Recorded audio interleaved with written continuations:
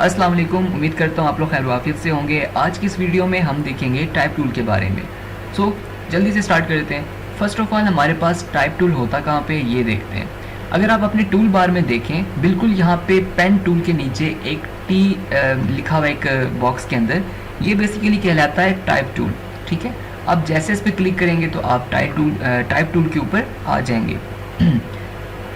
इसका जो शॉर्टकट है वो है टी। आप जैसे टी प्रेस करेंगे तो आप टाइप टूल पे आ जाएंगे।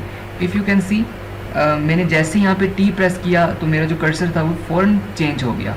ठीक है, इससे हम ये देख सकते हैं या अंदाज़ा लगा सकते हैं कि हम इस वक्त टाइप टूल के ऊपर मौजूद हैं।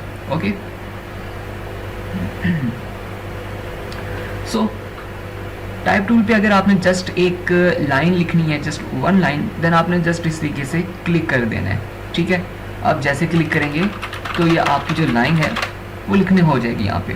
ठीक है, लेकिन बात अगर आ जाती है, अगर आपने एक पैराग्राफ लिखना है तो आपने किस तरीके से लिखना है, आपने जस्ट टी प्रेस करना है फॉर टाइप टूल, देन आपने इस तरीके से शेप बनानी है। ठीक है, जितनी आपको अंदाज़न लगता है कि आपका जो पैराग्राफ है वो इस साइज़ का होगा। जस्ट फॉर एग्जांपल, मुझे लगता है कि यार मेरा जो पैराग्राफ है ना वो तकरीबन यहाँ तक का इतना एरिया जो है वो लेगा। तो मैं जैसे इस तरीके से जो शेप एक ड्रॉ करूँगा तो मेरे पास यहाँ पे लोरम इप्सम के नेम से एक ये डमी टेक्स्ट बेसिकली होता है वो लिखा हुआ आ जाएगा, जहाँ पे जैसा कि मैं जैसे फ़ॉन्ट लिखना स्टार्ट करूँगा तो वो मिट जाएगा और जो मैं लिख रहा हूँ वो वहाँ पे लिखना शुरू हो जाएगा। ठीक है, ओके, इसको मज़ीद अच्छे से समझते हैं तो उसके लिए हम क्या करते हैं कि हम ऐसा करते हैं कि यहाँ से एक पैराग्राफ ले लेते हैं, या पैराग्राफ नहीं लेते, पहले हम सिंपल वर्ड को ही देखते हैं। सो जैसे आप टाइप टूल पे आते हैं और आप जस्ट क्लिक करते हैं और कुछ भी लिख देते हैं। जस्ट फॉर एग्जांपल मैं यहाँ पे नाम लिखता हूँ एक। ठीक है, अब टाइप टूल पे चूँकि आप आ चुके हैं तो आप अपने, ज़ाहिर सी बात है, आपने फ़ॉन्ट जो है वो भी आपने चेंज करना होगा, फ़ॉन्ट का साइज़ भी आपने चेंज करना होगा। तो वो किस तरीके से पॉसिबल है वो मैं आपको बताता हूँ। फ़ॉन्ट बेसिकली होता क्या है, फ़ॉन्ट बेसिकली एक टेक्स्ट स्टाइल होता है। जैसा कि ये जो एक टेक्स्ट लिखा हुआ है, अब्दुल जो मैंने लिखा हुआ है यहाँ पे, ये बेसिकली एक टेक्स्ट का स्टाइल है। ठीक है, लेकिन अगर मैं स्टाइल को चेंज कर दूंगा, कुछ और कर दूंगा, तो वो यहाँ पे चेंज हो जाएगा। अगर मैं आपको प्रैक्टिकली परफॉर्म करके यहाँ पे दिखाऊं तो आपने अपने टेक्स्ट को सिलेक्ट करना है कुछ इस तरीके से, एंड आफ्टर डैट आपने अपने प्रॉपर्टी पैनल के अंदर, कैरेक्टर पैनल के अंदर आ जाना है। ओके, सो यहाँ पे हमारे पास ये देखें, इस तरीके से आपने यहाँ इस बॉक्स पे क्लिक कर देना है ताकि आप यहाँ से फैमिली को देख सकें कि आपके पास कौन कौन सी इस वक्त फॉन्ट्स की फैमिली मौजूद है। मेरे पास यहाँ पे इस वक्त ये 2000 के करीब यहाँ पे फॉन्ट्स हैं, तो यहाँ से हम कोई भी रैंडम उठा लेते हैं। या जैसा कि अगर आप नोट करें तो मैं जैसे यहाँ पे अपना कर्सर इस तरीके से लेकर जाता हूँ तो मेरे पास यहाँ पे ये जो फॉन्ट है वो चेंज हो रहा है। ओके, तो मैं यहाँ से कोई भी फॉन्ट बस सिलेक्ट करता हूँ और क्लिक कर देता हूँ। जैसे ही मैं क्लिक करूँगा तो जो फॉन्ट था वो मेरा सिलेक्ट हो जाएगा।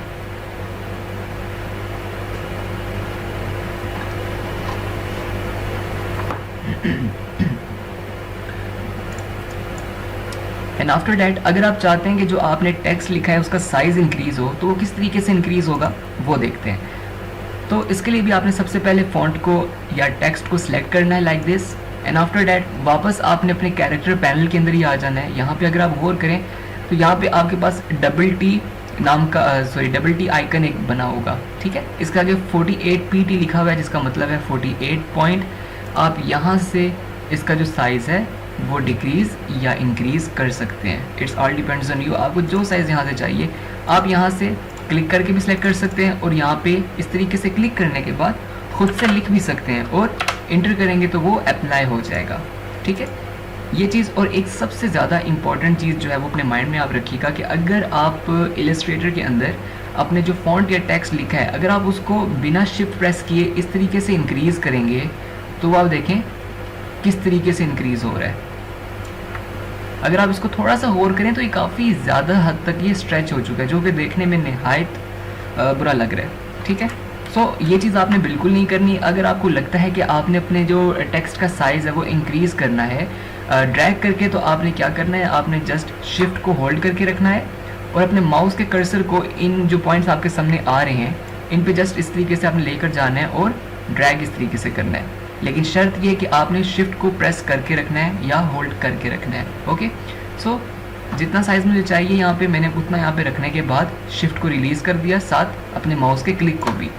तो मेरे पास ये जो टेक्स्ट था वो यहाँ पे आ चुका है। अगर मैं इसको सेंटर अलाइन करूँ तो ये इस तरीके से यहाँ पे सेंटर अलाइन हो चुका है। ओके, तो ये तो बेसिकली हमने इसमें देखा है कि आपने फ़ॉन्ट का साइज़ किस तरीके से इंक्रीज़ या डिक्रीज़ करना है, या फ़ॉन्ट की फैमिली को कैसे आपने चेंज करना है। इसके अलावा एक और चीज़ यहाँ पे आ जाती है। जस्ट फॉर एग्जांपल मैं यहाँ पे पॉपिंस नाम का एक फ़ॉन्ट फैमिली है, मैं इसको सिलेक्ट करता हूँ तो इसके अंदर हमारे पास यहाँ पे जो फ़ॉन्ट स्टाइल्स हैं वो और आ जाते हैं। यानी कि जो पॉपिंस फैमिली है इसके अंदर ज़ाहिर सी बात है कि मैं फैमिली का वर्ड यूज़ कर रहा हूँ, तो पॉपिंस एक फैमिली है। इसके अंदर इसके काफ़ी ज़्यादा बहन भाई, अगर इजी वर्डिंग में हम इसको समझें तो इसके अंदर इसके बहन भाई हो सकते हैं और भी काफ़ी ज़्यादा इसके एक तरह से रिश्तेदार हो सकते हैं। ठीक है, इजी वर्डिंग में अगर हम बात करें। ठीक इसी तरह यहाँ पे इसके सारे के सारे रिश्तेदार ही यहाँ पे हैं, यानी कि thin italic, extra light italic light, ये सारे इसके फैमिली है, फ़ॉन्ट स्टाइल्स हैं। ठीक है, यहाँ से आपको जोन सा इसमें अच्छा लगता है स्टाइल, आपने जस्ट उसके ऊपर अपना माउस का कर्सर लेकर जाना है ताकि आप उसको देख सकें कि वो वहाँ पे किस तरीके से प्रीव्यू हो रहा है। आफ्टर डैट अगर आपको कोई फाइनलाइज कर लेते हैं, कोई फ़ॉन्ट स्टाइल अगर आप फाइनल कर लेते हैं तो आपने जस्ट उस पर क्लिक कर लेना है। ठीक है, तो वो उस पर अप्लाई हो जाएगा। Got it. फिर उसके बाद अगर हम अब हम जाते हैं एक और इम्पॉर्टेंट चीज़ के ऊपर जो कि है कैरेक्टर पैनल, इसका टाइप टूल का। एक तो हमारे पास यहाँ पे शो हो रहा है लेकिन इसके अंदर ज़्यादा हमें ना टूल्स नहीं दिख रहे। ठीक है, अगर आपने इसके सभी टूल्स को देखना है तो आपने क्या करना है, आपने कंट्रोल टी प्रेस करना है, तो आपके पास यहाँ पे कैरेक्टर पैनल कुछ इस तरीके से अब यहाँ पे शोकेस होने लग जाएगा। आपने यहाँ तक आने के बाद सबसे पहले क्या करना है, आपने इन 3 लाइन्स पर क्लिक करना है लाइक दिस, और यहाँ से आपने शो ऑप्शंस पे क्लिक कर देना है। तो आपके सामने जो कैरेक्टर पैनल है वो कुछ इस तरीके से अब अपीयर हो जाएगा। अब आपने क्या करना है ये आप देखें। सबसे पहले हमारे पास यहाँ पे ऊपर पॉपिंस लिखा हुआ है, विच मीन्स कि ये बेसिकली एक फ़ॉन्ट है। ठीक है, या फ़ॉन्ट का नेम है। एंड आफ्टर डैट इसके नीचे अगर आप देखें तो यहाँ पे लिखा हुआ है मीडियम, विच मीन्स के हम जिस फ़ॉन्ट को यूज़ कर रहे हैं ये उसका ही एक हिस्सा है या उसकी एक फैमिली का हिस्सा है। ठीक है, फिर उसके बाद हमारे पास यहाँ पे जो डबल टी है, जैसा कि मैंने बताया था, ये बेसिकली टेक्स्ट का साइज़ होता है, आपने क्या यहाँ पे रखा हुआ है। ओके, फिर उसके बाद हमारे पास यहाँ पे आता है इस तरीके से जो साइन बनी हुई है, इसको बोलते हैं लेटिंग। ठीक है, या लीडिंग, जो भी आप इसको कहें। तो यहाँ पे बेसिकली इसके लिए हम क्या करेंगे कि हम पैराग्राफ यहाँ पे कोई छोटा सा ले लेते हैं ताकि आपको मैं समझा सकूँ अच्छे से कि what does it means. Control C, type tool के लिए मैं टी प्रेस करता हूँ, कंट्रोल वी, इसका साइज इस तरीके से इंक्रीज करता हूँ और इन दोनों के बीच में क्लिक करके मैं इंटर प्रेस कर देता हूँ। ओके, चलें अब आप देखें कि हमारे पास लीडिंग में होता क्या है। अब मैंने जैसे अपने फ़ॉन्ट को इस तरीके से सिलेक्ट किया है और मैं यहाँ से इस ऑप्शन पे जाता हूँ तो हम यहाँ से जो इसका साइज़ है वो बढ़ा या घटा सकते हैं, जिसका मतलब क्या होता है कि 2 पैराग्राफ्स या 2 से ज़्यादा जितने पैराग्राफ्स होते हैं आप उनके दरमियान में जो लाइन होती हैं आप उनको कम या ज़्यादा कर सकते हैं। अगर मैं यहाँ से जस्ट फॉर एग्जांपल इसको 50 कर देता हूँ और प्रेस करता हूँ इंटर, तो हमारे पास इतना गैप हो गया है। And now if I press 250 then press enter, तो हमारे पास यहाँ पे इतना ज़्यादा गैप आ गया है। ठीक है, कि जैसे आप पैराग्राफ को लिखेंगे तो आपको वहाँ पे ये यूज़ होगा। कुछ जगहों पे आप चाहेंगे कि यार यहाँ पे ना ये थोड़ा सा स्ट्रेच हो जाए, कुछ जगहों पे आप चाहेंगे कि थोड़ा सा ये एक्सपेंड हो जाए, तो वहाँ पे आप इसको यूज़ कर सकते हैं। ओके, इसको यहाँ से हम कर देते हैं ऑटो। एंड आफ्टर डैट हमारे पास जो थर्ड ऑप्शन यहाँ पे आता है वो आता है कर्निंग का। कर्निंग क्या होती है? कर्निंग बेसिकली ये भी 2 कैरेक्टर्स के बीच में होती है। इसको कैसे अप्लाई करना है वो देखते हैं, लेकिन उससे पहले हम क्या करते हैं कि इसको बल्कि इसको हम बाद में पढ़ते हैं। पहले हम पढ़ लेते हैं 4th ऑप्शन को, जिसका नाम है ट्रैकिंग। व्हाट ट्रैकिंग मीन्स, अब आप इसको देखें। ट्रैकिंग का मतलब यहाँ पे क्या है, जस्ट फॉर एग्जांपल अगर मैं आपको एग्जांपल के साथ समझाऊँ, मैं इसको डबल क्लिक करके मैं टाइप टूल पे चला जाता हूँ और इस तरीके से कंट्रोल A करता हूँ तो ये सिलेक्ट हो जाता है। ठीक है, लेकिन अगर आप ये काम नहीं करते, आप जस्ट अपने टेक्स्ट को सिलेक्ट करते हैं और यहाँ से आपका जो ट्रैकिंग टूल है या ट्रैकिंग बटन है, इस पर जस्ट आप क्लिक करते हैं, आप यहाँ से भी इसको एडिट कर सकते हैं। ओके, तो बेसिकली ये करता क्या है, ये जो कैरेक्टर्स के दरमियान में जो गैप होता है ये उसको कम या ज़्यादा करता है। ठीक है, अगर आपको यहाँ पे ज़्यादा जो कैरेक्टर्स के दरमियान में जो गैप है, आपको वो अगर ज़्यादा चाहिए तो आप इस टूल का यूज़ करेंगे, आप स्पेस नहीं देंगे। स्पेस कहाँ नहीं देंगे? स्पेस आप दो या दो से ज़्यादा के दरमियान में इस तरीके से स्पेस नहीं देंगे, अल्फ़ाबेट्स के दरमियान या कैरेक्टर्स के दरमियान। आप जस्ट अपने फ़ॉन्ट को या टेक्स्ट को सिलेक्ट करेंगे और यहाँ से ट्रैकिंग वाले ऑप्शन में आने के बाद साइज़ इंक्रीज़ या डिक्रीज़ इसका इस तरीके से कर लेंगे। ओके, फिर उसके बाद हमारे पास यहाँ पे आता है vertical scale and horizontal scale. इसका मेजरली कोई ख़ास यूज़ नहीं होता, लेकिन अगर आप देखें कि आपका जो फ़ॉन्ट है वो स्ट्रेच हुआ हुआ है लाइक दिस, तो आप इस पैनल के अंदर आने के बाद देख लें आपका अगर हॉरिजेंटल और वर्टिकल जो स्केल है ये अगर 100% पर सेट नहीं है, सो मेक श्योर कि आप इसको 100% पर सिलेक्ट कर लें लाइक दिस। ठीक है, इस तरीके से अगर ये स्ट्रेच हुआ हुआ होगा तो वो एंड हो जाएगा। और अगर आपने साइज़ इंक्रीज़ करना है तो आपने मेक श्योर के शिफ्ट को होल्ड करके रखा हुआ हो और इस तरीके से इंक्रीज़ या डिक्रीज़ आप कर रहे हो। ओके, फिर उसके बाद हमारे पास आ जाता है base line shift. Base line shift क्या होता है इसको देखते हैं। अगर मैं यहाँ से खाली S को सिलेक्ट करता हूँ और बेस लाइन शिफ्ट में आने के बाद मैं इस तरीके से साइज़ बढ़ाता रहता हूँ, तो आप देखें कि वो बढ़ता चला जा रहा है, यानी ऊपर अपनी जो बेस लाइन है उससे ऊपर चला जाता है। इसको मज़ीद अगर मैं बढ़ाऊँ ताकि आपको कंफर्म सही से दिख सके, तो अभी आप देखें ये अपनी जो बेस लाइन है उससे कितना ज़्यादा ऊपर चला गया है। इसको वापस मैं 0 कर दूँगा लाइक दिस। ओके, फिर इसके बाद हमारे पास आता है कैरेक्टर रोटेशन का टूल। इसका काम क्या होता है, नाम से वाज़ेह हो रहा है कि ये कैरेक्टर को रोटेट करेगा। ठीक है, मैं जैसे यहाँ से देखें जो इनका डिग्री है वो सिलेक्ट करता हूँ कोई भी, तो वो उस तरीके से उस एंगल पे इसको रोटेट करता चला जाएगा। ये खाली आप एक कैरेक्टर पे भी कर सकते हैं और अपने पूरे के पूरे टेक्स्ट पे भी अप्लाई कर सकते हैं लाइक दिस।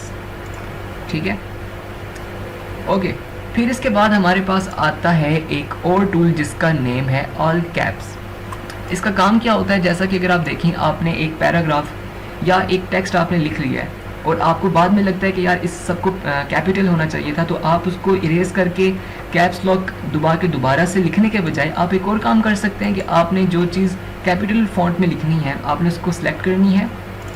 अगर मैं खाली चाहता हूँ कि जो लोरम लफ्ज़ लिखा हुआ है मैं खाली इसका जो वर्ड है सारे कैपिटल करना चाहता हूँ, तो जस्ट मैं इनको सेलेक्ट करने के बाद इस वाले ऑल कैप्स वाले बटन पे क्लिक कर दूंगा, तो सारे के सारे जो वर्ड मैंने जो सिलेक्ट किए थे या जो लेटर सेलेक्ट किए थे वो कैपिटल हो जाएंगे।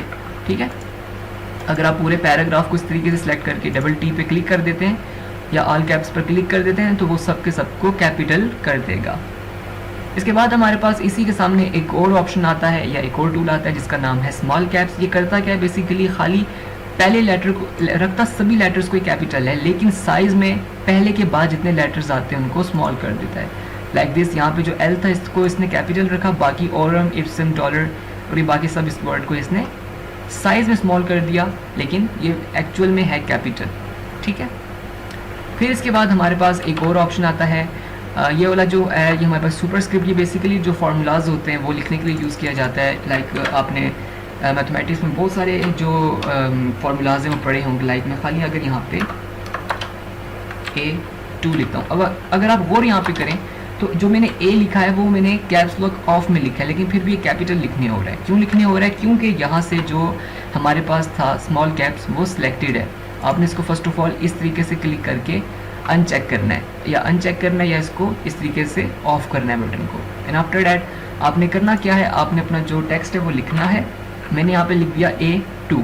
ठीक है, अब मैं चाहता हूँ कि जो 2 है ये फार्मूला में कन्वर्ट हो जाए, यानी कि ऊपर की तरफ चला जाए, तो मैं यहाँ से सुपरस्क्रिप्ट का यूज़ करूँगा लाइक दिस। तो मेरे पास ये A2 या A की पावर 2 या A² इस तरीके से लिखने हो जाएगा। ठीक है, फिर उसके बाद हमारे पास एक फार्मूला आता है H2O, सॉरी। अब यहाँ पे जो हमारे पास 2 है मैं चाहता हूँ कि ये नीचे की तरफ जाए, तो यहाँ पे हम यूज़ करेंगे सबस्क्रिप्ट का। इस पर जैसे ही मैं क्लिक करूँगा तो ये नीचे चला जाएगा और हमारे पास फार्मूला एक बन जाएगा H2O। ओके, फिर उसके बाद हमारे पास आता है एक और ऑप्शन जिसका नाम है अंडरलाइन, जो कि नाम से वाज़ेह हो रहा है कि जैसे मैं इस पर क्लिक करूँगा तो ये अपने लेटर्स के नीचे अंडरलाइन कर देगा, लाइक दिस, ठीक है। फिर उसके बाद अगर आप स्ट्राइक थ्रो पे क्लिक करेंगे तो जो आपने टेक्स्ट लिखा हुआ है उसको कट कर देगा कुछ इस तरीके से, ठीक है। वैसे तो इसका इतना कोई ख़ास यूज़ नहीं होता, लेकिन अब चूँकि यहाँ पे है पढ़ाना तो है, ठीक है। ओके, सो पैराग्राफ या कैरेक्टर पैनल के अंदर सॉरी ये सारी चीज़ें आती हैं। फिर उसके बाद हम जाएंगे पैराग्राफ के अंदर। पैराग्राफ के अंदर आप अगर गौर करें तो सबसे पहले हम पैराग्राफ में ये रैंडम वेबसाइट से बस पैराग्राफ उठा रहा हूँ, इसके पीछे भी रॉकेट साइंस नहीं है। यहाँ से कंट्रोल सी करने के बाद जस्ट मैंने यहाँ पे कंट्रोल वी कर दिया, ठीक है। और इसको अब इसका साइज़ चूँकि काफ़ी हद तक ख़राब है, या एक और काम करते हैं, छोड़ें, हम जस्ट टी प्रेस करते हैं और इस तरीके से क्लिक कर देते हैं लाइक दिस। सो हमारे पास यहाँ पे एक पैराग्राफ लिखा हुआ आ गया है। तो सबसे पहले ये जो ऊपर चीज़ें आप देख रहे हैं, ये जितने भी यहाँ पे अलाइनमेंट यहाँ पे दी हुई है, ये आपको वैसे बताने की ज़रूरत तो नहीं है, क्योंकि अगर आप लोगों ने MS वर्ड, MS एक्सेल इस तरह की चीज़ें यूज़ की हुई हैं, MS ऑफिस, तो उसमें ये सारी चीज़ें वहाँ पे काफ़ी अच्छे तरीके से आप लोगों को बताई जाती हैं कि इनका यूजेज क्या होता है और इसको किस तरीके से यूज़ किया जाता है। लेकिन फिर भी मैं हल्का से यहाँ पे रिपीट कर देता हूँ। तो जैसा कि अगर आप देखिए यहाँ पे हमारे पास फर्स्ट नंबर पे जो अलाइन है वो है अलाइन लेफ़्ट। जो कुछ हम लिखेंगे वो सब कुछ लेफ़्ट अलाइन होगा, जैसा कि अभी यहाँ पे हुआ है। एंड आफ्टर डैट हमारे पास आता है अलाइन सेंटर। मैं जैसे इस पर क्लिक करूँगा तो अलाइनमेंट बिल्कुल सेंटर से होना शुरू हो जाएगी। एंड आफ्टर डैट हमारे पास आता है राइट अलाइन। मैं जैसे इस पर क्लिक करूँगा तो ये राइट साइड से आप गौर करें तो अलाइन हो रहा है, ठीक है। फिर उसके बाद हमारे पास आता है लास्ट लाइन अलाइंड लेफ्ट, ठीक है, यानी कि ये लास्ट टू लास्ट अलाइन करता रहता है। जो पहला वर्ड देखें, पहली लाइन जो है सारी की सारी अलाइन है, देन जो लास्ट वाली लाइन है वो सारी की सारी अच्छे तरीके से यहाँ पे अलाइन हुई हुई है, ठीक है। फिर उसके बाद हमारे पास एक और आ जाता है लास्ट लाइन अलाइन सेंटर, यानी कि ये सेंटर से अलाइन करता हुआ जो लास्ट वाली लाइन है उनको एंड करेगा, ओके। देन सेम हमारे पास यहाँ पे आ जाता है लास्ट लाइन अलाइंड राइट, यानी ये राइट साइड से सेंट्री अलाइन करके लेकर आएगा। और हमारे पास सबसे लास्ट में आता है जस्टिफाई ऑल लाइंस, ठीक है। तो ये पैराग्राफ को कुछ इस तरीके से यहाँ पे लिख देगा। मैं इसको ऐसे सेंटर अलाइन कर देता हूँ लाइक दिस, ओके। सो वापस मैं इसको जिस तरह था उस तरह यहाँ पे लिख देता हूँ। फिर उसके बाद हमारे पास यहाँ पे एक और आता है ऑप्शन जिसका नाम है लेफ्ट इंडेंट। अब इसका काम क्या होता है वो आप यहाँ पे देखें। मैं जैसे इसको सिलेक्ट करता हूँ और यहाँ से इसका साइज़ इंक्रीज़ करता हूँ तो ये देखें, ये जो पैराग्राफ मैंने लिखा था इसको ये लेफ़्ट साइड से बढ़ाता हुआ लेकर जा रहा है। जैसा कि अगर आप गौर करें तो इसमें एरो की भी एक लगा हुआ है जो कि लेफ़्ट साइड से आ रहा है, विच मीन्स कि ये इसको लेफ़्ट साइड से राइट साइड की तरफ लेकर जाएगा। मैं इसको वापस 0 कर देता हूँ। और सेम यहाँ पे हमारे पास जो राइट साइड से एरो की वहाँ पे जा रहा है, यानी कि इसका मतलब इसका नाम हुआ राइट इंटेंट। अगर मैं इसको यहाँ से वैल्यू 1 देता हूँ और इंटर प्रेस करता हूँ तो ये देखें इसको राइट साइड से लेकर जा रहा है लेफ़्ट साइड पे, ठीक है। मैं वापस इसको 0 कर देता हूँ। इसकी भी वैसे इतनी कोई ख़ास ज़रूरत नहीं होती, लेकिन अब चूँकि यहाँ पे है तो पढ़ाना तो पड़ेगा। उसके बाद हमारे पास आता है फर्स्ट लाइन लेफ़्ट इंटेंट। इसका क्या मतलब है इसको भी देख लेते हैं। अगर मैं इसको सेलेक्ट करके इसको लाइक इस तरीके से बढ़ाता हूँ तो अगर आप गौर करें तो इस पैराग्राफ के अंदर जो पहले वर्ड थे, यानी पैराग्राफ के स्टार्टिंग में, यानी कि जहाँ इंटर प्रेस किए थे, इंटर आप जैसे अगर आपने पैराग्राफ लिखना है ना तो आपने यहाँ से आपने अगर लिखना जस्ट फॉर एग्जांपल स्टार्ट किया तो आपका अगर यहाँ पे पैराग्राफ एंड होता है तो आपने यहाँ पे आने के बाद इंटर प्रेस कर देना है तो आपके पास जो नेक्स्ट पैराग्राफ है वो आ जाएगा, ठीक है। तो यहाँ पे जैसा कि यहाँ पे इंटर प्रेस किया गया था तो यहाँ से हमारे पास एक पैराग्राफ शुरू हो गया था। देन यहाँ पे इंटर प्रेस किया था तो हमारे पास यहाँ से एक पैराग्राफ शुरू हो गया था। तो इस तरीके से इसने जज किया कि जहाँ जहाँ पे पैराग्राफ आ रहे थे इसने वहाँ पे उसकी जो लाइंस थी पहली वो इसने थोड़ा सा जो बाकी पैराग्राफ थे उनको उनसे अलग करने के लिए इसने बाहर की तरफ निकालना शुरू कर दी, ठीक है। फिर उसके बाद हमारे पास जो एक और ऑप्शन आता है वो आता है स्पेस बिफोर पैराग्राफ, ठीक है। इसको मैं वापस 0 कर देता हूँ ताकि हम साथ साथ देख सकें कि क्या क्या हो रहा है। तो जैसा कि इसका नाम मैंने बताया स्पेस बिफोर पैराग्राफ, अगर मैं इसको अप्लाई करता हूँ कुछ इस तरीके से तो आप ये देखें अब ये क्या कर रहा है कि जो जो स्पेसेस थी पैराग्राफ से पहले ही वहाँ पे उनका साइज़ जो है वो इस तरीके से इंक्रीज़ करता हुआ चला जा रहा है। ठीक है, इसको मज़ीद अगर हम बढ़ाएं तो हम देख सकते हैं कि जो स्पेसेस थी हमारे पैराग्राफ के अंदर, यानी 1 2 3 पैराग्राफ थे और 3 पैराग्राफ के अंदर हमारे पास 2 जगहों पे स्पेसेस आ रही थी, तो ये उन स्पेसेस को ज़्यादा कर रहा है। मैं वापस इसको 0 कर देता हूँ।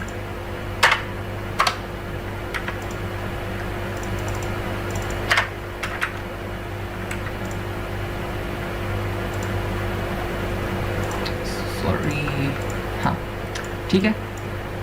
फिर उसके बाद हमारे पास एक और ऑप्शन आ जाता है जिसका नाम है स्पेस आफ्टर पैराग्राफ। अगर मैं इसको सिलेक्ट करने के बाद साइज़ इंक्रीज़ करता हूँ तो सेम ये काम ये भी करेगा। अब मुझे पता नहीं है कि इन्होंने यहाँ पे सेम जो टूल है उसको इस तरीके से रिपीट क्यों किया हुआ है, जबकि काम तो एक भी कर सकता था। वल्लाह आलम, खैर यहाँ पे अभी इन्होंने टूल दिया हुआ है लेकिन काम इनका ऑलमोस्ट सेम ही होता है। ठीक है, इसमें एक और चीज़ अगर आप गौर करें, मैं इसको जैसा कि बढ़ाता हूँ और यहाँ से इसका साइज़ भी इंक्रीज़ करता हूँ, तो यहाँ पे जिस तरह एक वर्ड लिखा हुआ है जस्ट उल्ला, ठीक है, तो इसके आगे एक माइनस की साइन है जिसका मतलब है कि ये जो वर्ड है ये भी कंप्लीट नहीं हुआ, आगे से कंटिन्यू हुआ है। ठीक है, अगर आप ये चीज़ें अपने पैराग्राफ से हटाना चाहते हैं तो आपने करना क्या है, jस्ट इस हाइफनेट वाले ऑप्शन पे आपने इस तरीके से क्लिक करके इसको अनटिक कर देना है, तो ये इसको सही कर देगा। यानी कि जो फुल वर्ड आता है उसको ये फुली लिखेगा, यानी कि बीच में माइनस की साइन लगा के ये शो नहीं करेगा कि ये वर्ड कंटिन्यू हुआ है। ओके, सो क्लास, आज की इस वीडियो में हमने टाइप टूल के बारे में पढ़ा। उम्मीद करता हूँ कि आपको सारी की सारी चीज़ें समझ आ गई होंगी। अगर कोई भी डाउट आता है तो आप मुझे बताएं, इंशाल्लाह उस डाउट को क्लियर कर दिया जाएगा। ठीक है, सो अपना बहुत सारा ख्याल रखें। आने वाली वीडियोस में हम इंशाल्लाह फ़ॉन्ट्स को इंस्टॉल किस तरीके से करना है वो भी देखेंगे, प्लस जो आप लोगों के लिए गिफ्ट मैंने रखा हुआ है फ़ॉन्ट्स का या टेक्स्ट का, वो भी इंशाल्लाह आपको देना है मैंने। वो इंशाल्लाह जो लिंक होगा वो उस पूरे फाइल का जिसके अंदर वो सभी के सभी फ़ॉन्ट्स हैं, तकरीबन 2000 या इससे भी ज़्यादा हैं प्रीमियम पेड फ़ॉन्ट्स हैं, वो एक फ़ाइल के अंदर इंशाल्लाह मैं बना के उसका जो लिंक है वो आप लोगों से मैं ना सेंड कर दूंगा या शेयर कर दूंगा। आपने जस्ट उस पर क्लिक करना है और उन सभी फ़ॉन्ट्स को कंट्रोल ए करके राइट क्लिक करके इंस्टॉल कर लेना है। तो वो सारे के सारे जो फ़ॉन्ट्स हैं वो कुछ इस तरीके से आपके पास यहाँ पे शोकेस होने लग जाएंगे। ठीक है, तो क्लास अपना बहुत सारा ख्याल रखें, ध्यान रखिएगा। अल्लाह हाफिज़, फ़ी अमान अल्लाह।